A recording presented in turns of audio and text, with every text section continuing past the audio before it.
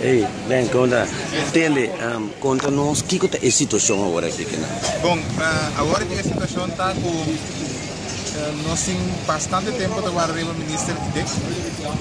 Da parte do Ministro Dick, no momento não há aqui, nós atende via rádio.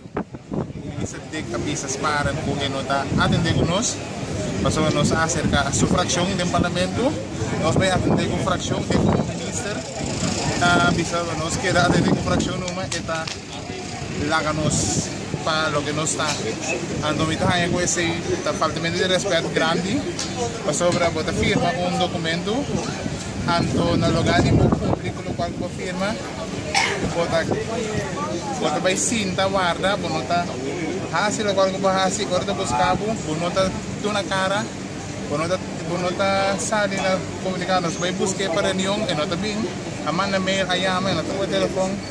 Parece que o medewerker ng MES no sa onde está, parlamentar na UN no conhe, ando riba sei, já viernes nós vai na su cantor, nós sintamos de interdia, nós não podemos ir minister, lo qual se nós atende tá com minister tá na outra coisa, tu vale ni mesa mirando inteiro.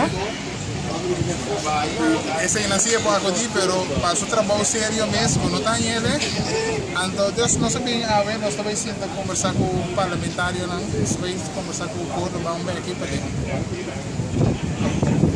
Thank you.